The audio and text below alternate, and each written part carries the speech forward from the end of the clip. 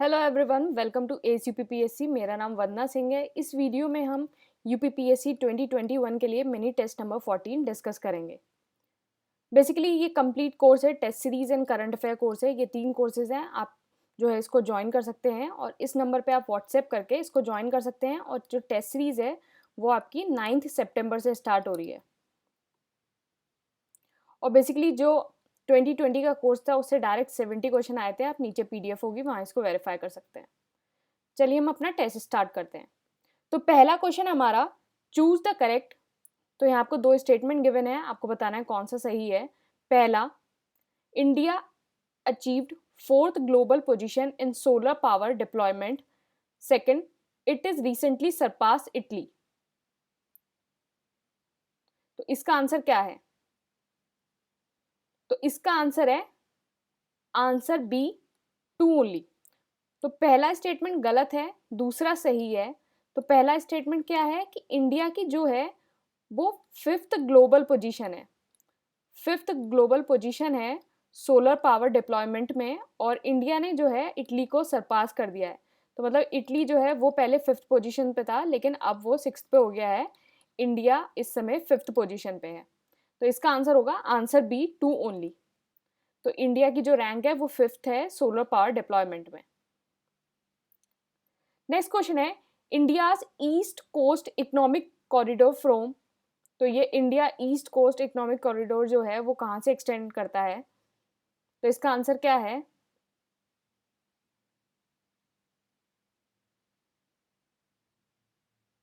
तो इसका आंसर है answer C, West Bengal to Tamil Nadu.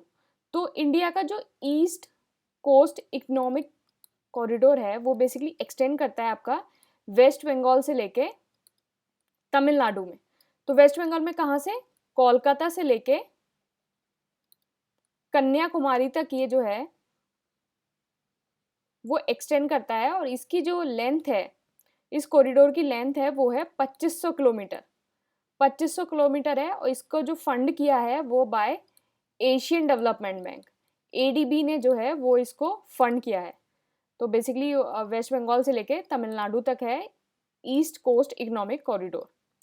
तो इसका जो आंसर है वो सी हो जाएगा, west Bengal to Tamil Nadu. Next question है, as per the national waterway act 2016 how many waterways have been declared as national waterways. तो नेशनल वाटरवेज 2016 के एक्ट के अकॉर्डिंग कितने वाटरवेज जो नेशनल वाटरवेज डिक्लेयर्ड हैं? तो इसका आंसर क्या होगा? तो इसका आंसर है आंसर सी, 111। तो जो आपका नेशनल वाटर एक्ट 2016 है उसके अकॉर्डिंग जो है 111 नेशनल वाटरवेज जो हैं वो डिक्लेयर्ड है। तो 112 नेशनल वाटरवेज जो हैं डिक्लेयर हैं। तो इसका आंसर होगा आंसर सी, 111। नेक्स्ट क्वेश्चन है, which of the following world leading producer of bananas. तो इसमें से जो केले का जो विश्व का प्रमुख उत्पादक कौन सा है? तो इसका आंसर है आंसर बी, इंडिया। तो इंडिया जो है वो बनाना का लीडिंग प्रोड्यूसर है। तो इंडिया जो है वो बनाना का लीडिंग प्रोड्यूसर है। इसका इंडिया का जो शेयर है टोटल वर्ल्ड प्रोडक्शन में वो 25% है। 25% जो है इंडिया प्रोड्यूस करता है टोटल वर्ल्ड के प्रोडक्शन में। और जो आंध्र प्रदेश, गुजरात, तमिलनाडु, महाराष्ट्र, केरला और बिहार और एमपी जो है, ये सारे स्टेट जो है मिलके 70% जो है वो कंट्रीब्यूट करते हैं इस प्रोडक्शन में। तो इंडिया जो है 25% ऑफ द वर्ल्ड प्रोडक्शन करता है। India is the world leading producer of बनाना। तो इसका आंसर हो गया आंसर बी। तो इंडिया जो है वो वर्ल्ड लीडिंग प्रोड्यूसर है। नेक्स्ट क्वेश्चन है, national maritime heritage complex at. तो नेशनल मैरीटाइम हेरिटेज कॉम्प्लेक्स कहाँ है? तो इसका आंसर है आंसर बी, गुजरात। तो इसका आंसर है आंसर बी, गुजरात। तो आप मुझे बताएंगे गुजरात में कहाँ, गुजरात में कहाँ जो है नेशनल मैरीटाइम हेरिटेज कॉम्प्लेक्स है? तो गुजरात में किस डिस्ट्रिक्ट में है जो है ये कॉम्प्लेक्स है? तो आप मुझे कमेंट बॉक्स में बताएंगे ये। तो इसका आंसर है आंसर बी, गुजरात। नेक्स्ट है question, international solar alliance ISA was launched by which of the following countries. तो ISA जो है इंटरनेशनल सोलर अलायंस, तो वो मिलके किस कंट्री ने जो है वो लॉन्च किया था। तो इसका आंसर है, इसका आंसर है answer A, India and France. तो ISA जो है वो बेसिकली इंडिया और फ्रांस का इनिशिएटिव है, और बेसिकली ये लॉन्च हुआ था 2015 में। तो आपका जो पेरिस डील है उसके बाद ये लॉन्च हुआ था। और ISA का विजन बेसिकली क्या है, to enable one world one sun one grid.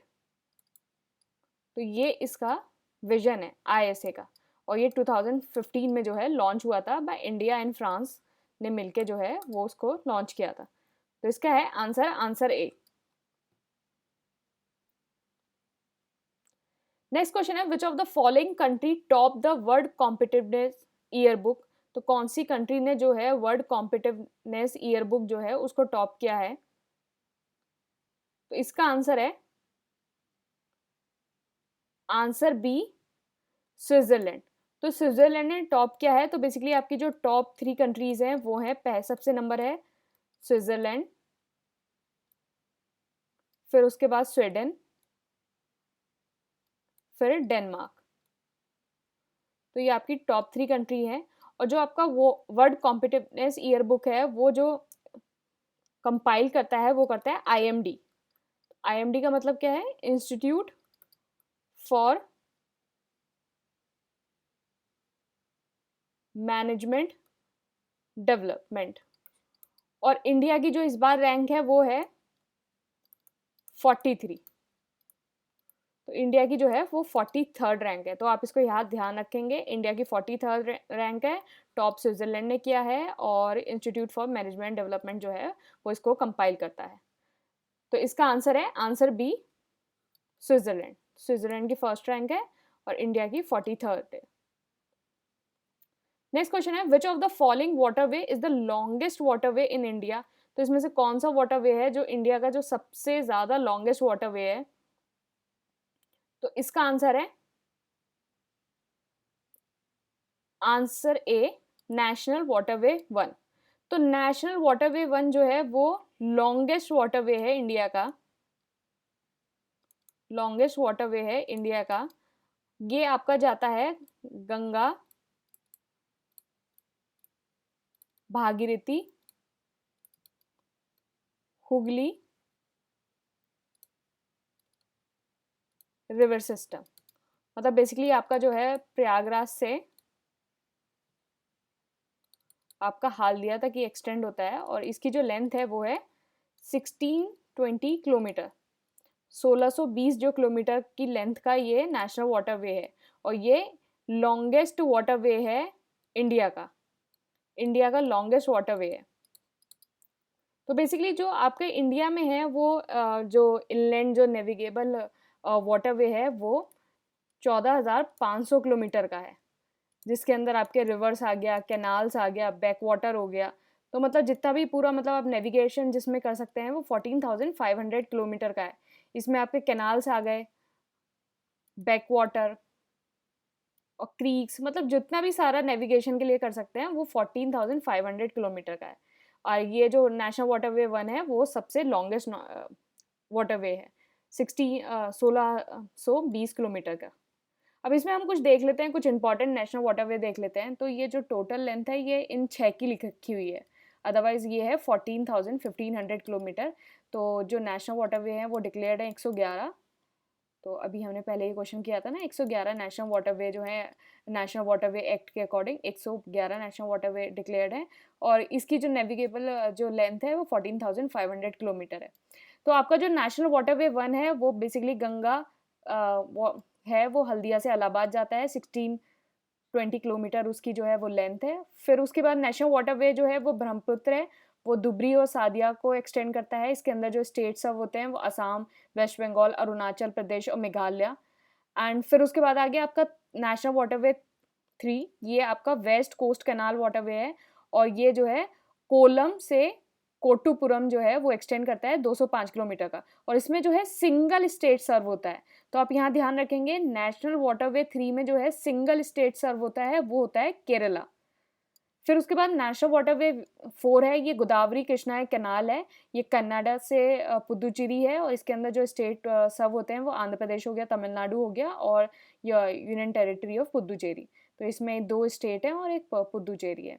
फिर आपका नेशनल वाटरवे 5 है, ये आपका ब्रह्मणी डेल्टा कैनाल है, और ये गोइंकाली से तलचेर जाता है, और ये 5808 किलोमीटर का है, और इसके अंदर उड़ीसा और वेस्ट बंगाल, तो इसके अंदर 2 स्टेट सर्व होते हैं। फिर जो नेक्स्ट आपका नेशनल वाटरवे 6 है, ये आपका जो बराक है लाखीपुर से भांगा, मतलब इन प्रोसेस है, ये 121 किलोमीटर का है, और ये असम, मिजोरम, मणिपुर और त्रिपुरा, तो ये 4 स्टेट से होके गुजरता है। और ये आप यहाँ ही ध्यान रखेंगे जो आपका नेशनल वाटरवे 1 है, तो ये कौन कौन से स्टेट से होके गुजरता है? UP, Bihar, Jharkhand and West Bengal. तो ये आपके 4 स्टेट हो गए, 4 स्टेट से जो है ये पास होता है। तो आप ये ध्यान रखेंगे, बहुत इंपॉर्टेंट है कि कौन से स्टेट से नहीं होता है। तो यहाँ आपको कुछ भी ऐसे कंफ्यूज करने के लिए कोई भी स्टेट दे दिया जाएगा, तो आपको ध्यान रखना है यूपी, बिहार, झारखंड और वेस्ट बंगाल। तो जैसे आपको उड़ीसा दे दिया और इस टाइप से दे दिया, तो उड़ीसा तो नहीं है, ये 4 स्टेट है, तो आप इसको ध्यान रखिएगा। तो बाकी इसमें से आप देख लेना, इसको दोबारा रिवाइज कर लेना कि कौन कौन से हैं, इससे नोट्स बना लेना, एक पेपर पे लिख लेना कौन कौन से हैं, कितने कितने किलोमीटर के हैं। जो किलोमीटर है वो इंक्रीजिंग या डिक्रीजिंग ऑर्डर में लिखोगे तो ज़्यादा अच्छा होगा। डिक्रीजिंग में लिख लो, पहले सबसे बड़ा लिख लो, फिर उसके नीचे लिख लो, तो इससे ना ज़्यादा आसानी होगी। ये ज़्यादा इंपॉर्टेंट है। आप बाकी भी देख सकते हो, 111 वाला देख सकते हो, आपका जुआरी वाला जो है, तो वो भी देख सकते हो, लेकिन ये जो 6 हैं वो इंपॉर्टेंट है, तो इनको देख लोगे वो ज़्यादा अच्छा होगा। और इनके जो कुछ हैं वो, जैसे केरला है, केरला सिर्फ एक से, नेशनल वाटरवे 3 है वो सिर्फ एक से निकलता है केरला से, तो ये सारी चीज़ें देख लोगे तो सही रहेगा। ओके, नेक्स्ट क्वेश्चन है, India is planning to launch its own space station bye.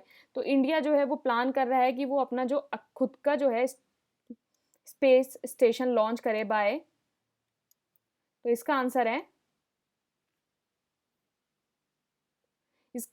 Answer D 2030।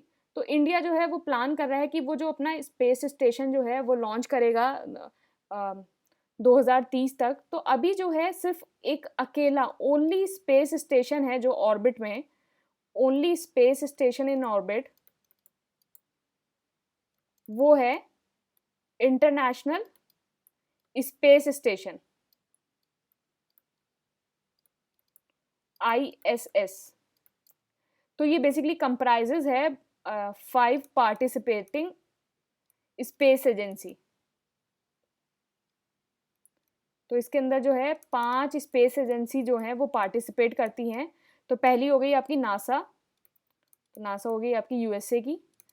फिर हो गई आपकी रॉसकॉस्मोस, ये आपकी रशिया। फिर JAXA, it's of Japan. And then ESA, it's of Europe. And then फिर CSA, कनाडा। तो आप यहाँ ध्यान रखेंगे कौन कौन सी हैं, USA है, रशिया है, जापान है, यूरोप है एंड कनाडा है। तो ये जो आपकी सारी कंट्रीज़ हैं, ये 5 जो पार्टिसिपेटिंग स्पेस एजेंसी जो हैं वो पार्टिसिपेट करती हैं। जो चाइना है उसने भी जो है अपना 2 बार जो लॉन्च किया था स्पेस स्टेशन, लेकिन दैट वाज फॉर टेम्परेरी, तो वो टेम्परेरी था, परमानेंट नहीं था वो। तो लेकिन जो अभी जो खाली ओनली स्पेस स्टेशन ऑर्बिट में है वो इंटरनेशनल स्पेस स्टेशन है, और इसके अंदर जो है 5 पार्टिसिपेटिंग स्पेस एजेंसीज हैं। तो आप इनको एजेंसीज को ध्यान रखिएगा। कभी कभी इसमें मैच द कॉलम में आ जाता है, जैसे आपको दे दिया रॉसकॉस्मोस, तो ये आपको जैसे कंफ्यूज करने के लिए कुछ और कंट्री दे देंगे कि विच of the following is correct और नॉट। तो आप यहाँ ध्यान रखेंगे, कंट्री का नाम भी ध्यान रखेंगे और इसकी स्पेस एजेंसी कौन सी है वो भी ध्यान रखेंगे। तो इसका आंसर हो गया आंसर डी। तो आंसर डी। नेक्स्ट क्वेश्चन है which of the following state has started the silver line project. तो इसका आंसर है आंसर सी केरला। तो केरला जो है उसने बेसिकली सिल्वर लाइन प्रोजेक्ट जो है वो स्टार्ट किया है। और सिल्वर लाइन प्रोजेक्ट क्या है?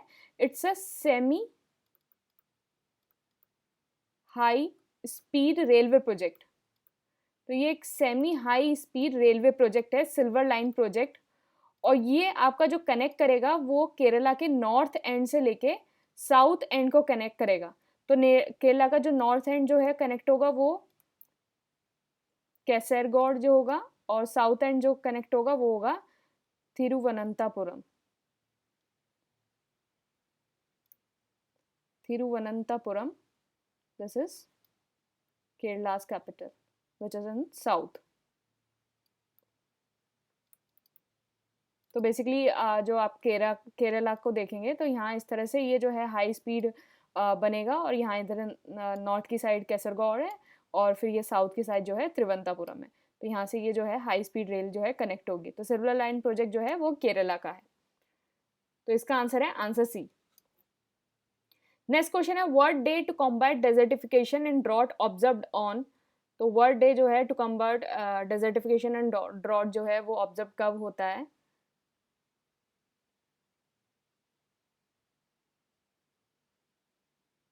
तो इसका आंसर है आंसर सी 17 जून। तो world day to combat desertification and drought जो है वो 17 जून को ऑब्जर्व होता है। और जो 2006 है वो डिक्लेयर हुआ था इंटरनेशनल ईयर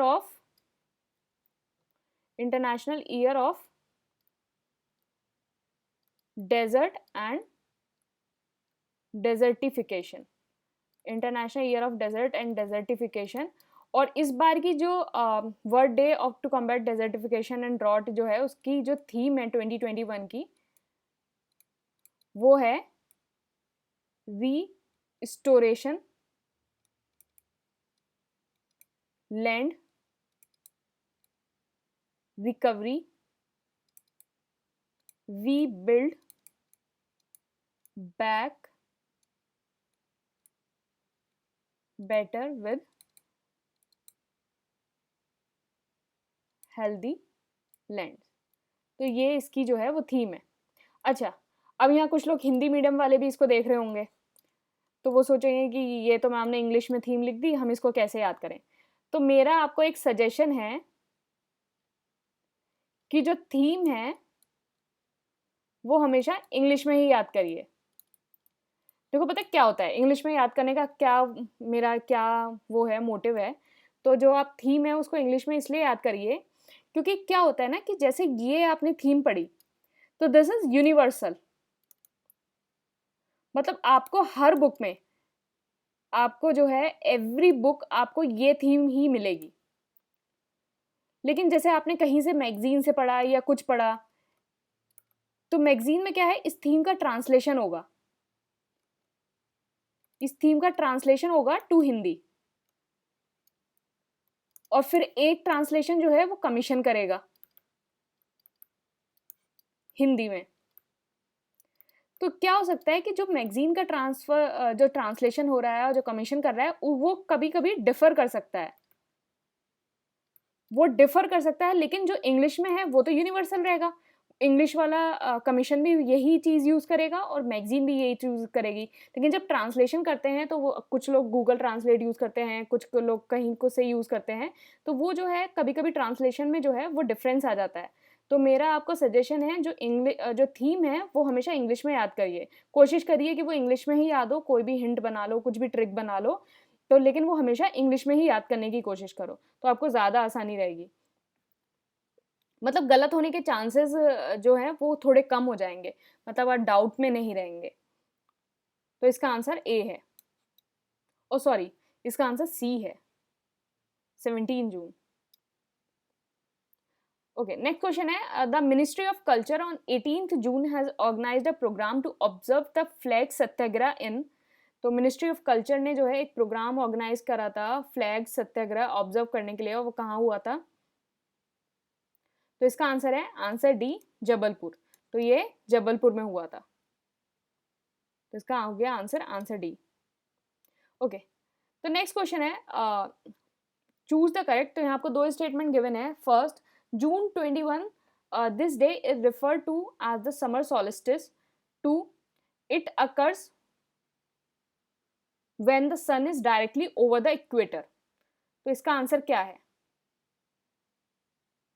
तो इसका आंसर है आंसर ए, वन ओनली। पहला स्टेटमेंट बिल्कुल सही है, दूसरा गलत है। तो जून 21 को हम जो है समर सॉलिस्टिस बोलते हैं, और ये अकर तब होता है जब सन जो है डायरेक्टली ओवर होता है ओवर ट्रॉपिक ऑफ कैंसर। तो ये आपकी जो अर्थ है, तो यहाँ आपका इक्वेटर है, यहाँ आपका ट्रॉपिक ऑफ कैंसर है, और फिर यहाँ आपका tropic of Capricorn, and this is Arctic circle, and this is Antarctic circle. तो जब सन जो है आपका ओवर होता है ट्रॉपिक ऑफ कैंसर के, तो जब आपका समर सॉलिस्टिस होता है। तो आप मुझे बताएंगे, ये तो हो गया समर सॉलिस्टिक, आप मुझे बताएंगे विंटर सॉलिस्टिक कब पड़ता है, एंड फिर उसके बाद इक्विनॉक्स कब पड़ता है। दो इक्विनॉक्स होते हैं, दो इक्विनॉक्स होते हैं आपके, उनके दोनों के जो है उनके नाम क्या क्या हैं। तो आप ये मुझे सारी चीज़ें नीचे कमेंट बॉक्स में बताएंगे। तो इसका आंसर है आंसर ए, क्योंकि it is over tropic of cancer, और basically it's a longest day of the summer season. तो इसका आंसर हो गया आंसर ए। नेक्स्ट क्वेश्चन है, which country is hosting the summit on green hydrogen initiative. तो कौन सी country ने जो है ग्रीन हाइड्रोजन इनिशिएटिव पे जो है समिट को जो है लॉन्च किया है। तो इसका आंसर है आंसर बी, इंडिया। तो इसका आंसर है आंसर बी, इंडिया। तो आंसर बी हो गया। नेक्स्ट क्वेश्चन है, an expert group was constituted to provide technical input and recommendation on fixation of minimum wages and national floor wages to the government under। तो हाल ही में जो है एक group, expert group जो constitute हुआ है फॉर द रिकमेंडेशन ऑफ जो minimum wage है, मतलब न्यूनतम मजदूरी और राष्ट्रीय तल मजदूरी को निर्धारण करने के लिए। तो उस जो एक्सपर्ट ग्रुप है उसका नाम क्या है? तो इसका आंसर है आंसर सी, अजीत मिश्रा। तो अजीत मिश्रा के अंडर जो है वो एक टेक्निकल कमेटी जो है वो कॉन्स्टिट्यूट हुई है, जो बताए जो रिकमेंडेशन करेगी for the fixation of minimum wage. मतलब मिनिमम वेज कितना होना चाहिए, आपका जो आपकी न्यूनतम मजदूरी है वो आपकी कितनी होनी चाहिए, न्यूनतम मजदूरी कितनी होनी चाहिए, और आपका जो है फ्लोर वेज कितना होना चाहिए, नेशनल फ्लोर वेज। तो आपका नेशनल फ्लोर वेज कितना होना चाहिए वो आप बताया जाएगा।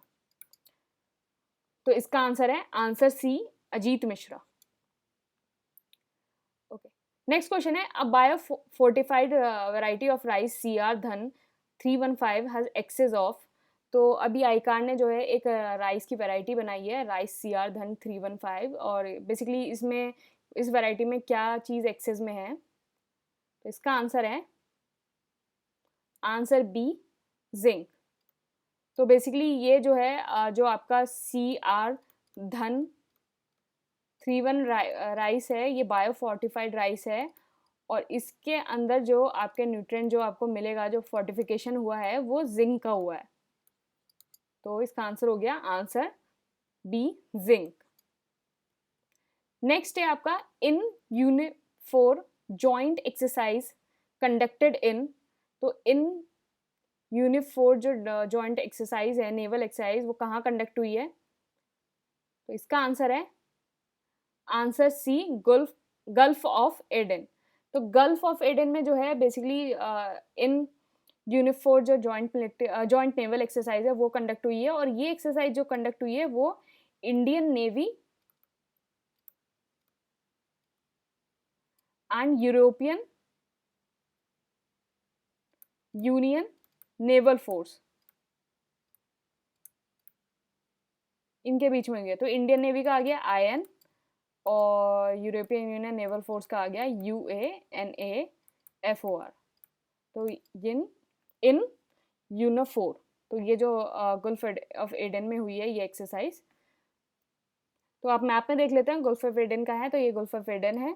तो यहाँ बेसिकली अरेबियन सी है और ये यमन है, ये जिबूती है और यहाँ आप जो देख रहे हैं ये सारी आप जो नॉर्थ में हो गया वो ये हो गया, वेस्ट में ये हो गया, ईस्ट में ये हो गया। तो गल्फ ऑफ एडन यहाँ है, तो यहाँ ये एक्सरसाइज हुई है। तो बेसिकली ये बेसिकली कहाँ है, हॉर्न ऑफ अफ्रीका। तो ये हॉर्न ऑफ अफ्रीका है। तो आप मुझे बताएंगे हॉर्न ऑफ अफ्रीका के अंदर कौन कौन सी कंट्रीज आती हैं। हॉर्न ऑफ अफ्रीका के अंदर कौन कौन सी कंट्रीज आती हैं, चलिए ये भी बता दीजिए, एक और अच्छी चीज बता दीजिए। रेड सी है वो कौन कौन सी कंट्री को बॉर्डर करता है। मेरे चलो आपको एक इंटरेस्टिंग बात बताती हूँ, मेरे पास शायद कल या परसों एक मैसेज आता है, तो उसमें एक मैसेज में ये लिखा था कि मैम जो आप क्विज है वो तो बहुत अच्छा कराते हो, लेकिन आप जो है क्वेश्चन बहुत पूछते हो। तो मैम क्वेश्चन बहुत पूछते हो, तो अब ऑब्वियसली ये आपके बेनिफिट के लिए है, क्योंकि जब आप ये सारी चीज़ें सर्च करके कहीं लिखोगे ना, तो आपको जो है ये सारी चीज़ें याद रहेंगी हमेशा। अगर आप जैसे ही आपने हॉर्न ऑफ अफ्रीका जो सर्च करके जब आप लिखोगे, जब कमेंट बॉक्स में लिखोगे, तो हमेशा आपको याद रहेगा कि हॉर्न ऑफ अफ्रीका क्या होता है, रेड सी जो है किसको बॉर्डर करती है। तो कभी कभी क्या होता है ना, जब हम ऐसे नॉर्मली पढ़ते हैं तो हमें चीज़ें इतनी याद नहीं आती रहती, लेकिन जब हम कमेंट वमेंट करते हैं तो हमें चीज़ें याद रहती है। तो आप नीचे आप मुझे बताएंगे रेड सी कौन कौन सी कंट्रीज को बॉर्डर करती है और हॉर्न ऑफ अफ्रीका के अंदर कौन कौन सी कंट्रीज आती हैं। तो आप मुझे ये दोनों चीज़ें बताएंगे।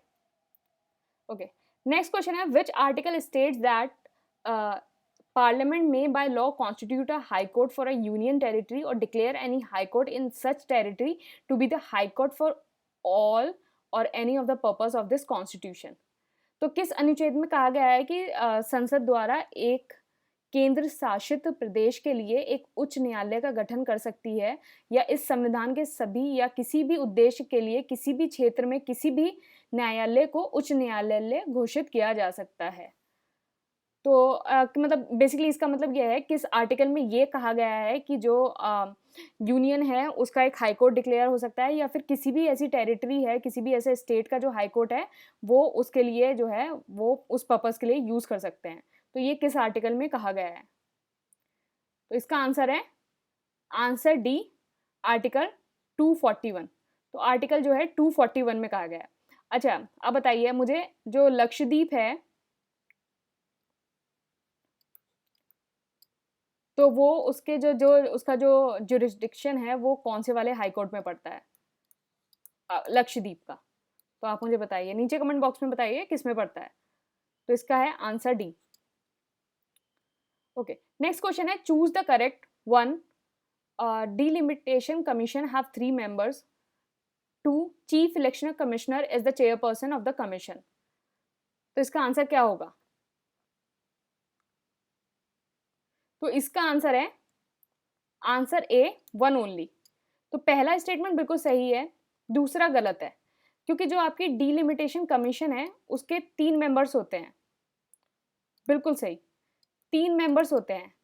तो बेसिकली आपका जो है basically according to delimitation commission act जो आपका 2002 है, उसके अकॉर्डिंग जो है डिलिमिटेशन कमीशन कमिटी में जो है वो 3 मेंबर होंगे। वो 3 मेंबर कौन कौन से होंगे, पहला सर्विंग और रिटायर्ड जज ऑफ सुप्रीम कोर्ट, दूसरा चीफ इलेक्शन कमिश्नर या फिर election commissioner nominated by chief election commissioner. Election commissioner या चीफ इलेक्शन कमिश्नर या election commissioner nominated by chief election commissioner.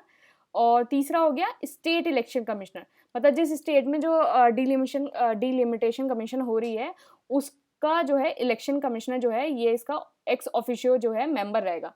और इसमें जो ये जो कमीशन है उसका चेयरमैन कौन होता है, चेयरपर्सन कौन होता है, सर्विंग और retired chief justice of supreme court. तो चीफ इलेक्शन कमिश्नर जो है वो इसका चेयरपर्सन नहीं होता, सर्विंग और retired chief justice of supreme court जो है इसका चेयरपर्सन होता है। और जो आपकी डिलिमिटेशन कमीशन है वो अपॉइंट होती है बाय प्रेसिडेंट ऑफ इंडिया। तो प्रेसिडेंट ऑफ इंडिया जो है वो डीलिमिटेशन कमीशन जो है वो अपॉइंट करता है। तो इसका आंसर हो गया आंसर ए। तो जो आपका सर्विंग और रिटायर्ड जज ऑफ द सुप्रीम कोर्ट है वो आपके इसके चेयरपर्सन होते हैं। नेक्स्ट क्वेश्चन है UN theme for yoga 2021 is. तो योगा 2021 जो है उसकी थीम क्या है?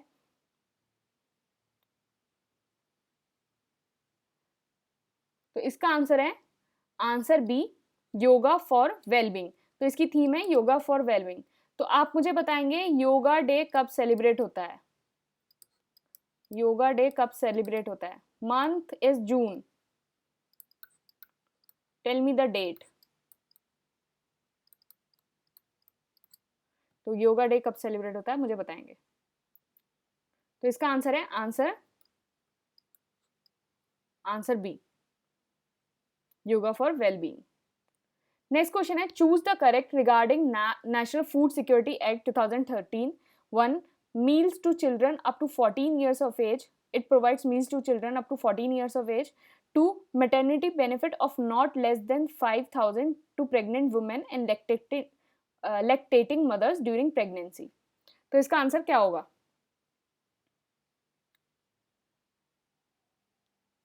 तो इसका आंसर है आंसर ए, 1 ओनली। पहला स्टेटमेंट बिल्कुल सही है, दूसरा गलत है। तो देखिए जो आपका नेशनल फूड सिक्योरिटी एक्ट 2013 है तो उसमें जो चिल्ड्रन और जो मैटरनिटी बेनिफिट है उससे रिलेटेड क्या क्या क्लॉज हैं कि जो चिल्ड्रन है 6 मंथ से लेके 14 ईयर्स तक का, और जो प्रेग्नेंट वुमेन है एंड लैक्टेटिंग मदर हैं उनको जो है मील दिया जाएगा। They will be entitled for the meal as prescribed by the nutritional norm under ICDS and mid day meal. मतलब इंटीग्रेटेड चाइल्ड डेवलपमेंट सर्विस और मिड डे मील स्कीम के अंदर जो भी उनको जो भी एंटाइटलमेंट है 6 मंथ से लेके 14 साल तक के बच्चे को और प्रेग्नेंट वुमेन और लैक्टेटिंग मदर को ये मील दी जाएगी। फिर दूसरा क्लॉज ये है जो आपके माल न्यूरिश जो चिल्ड्रन है, जो माल न्यूरिश चिल्ड्रन है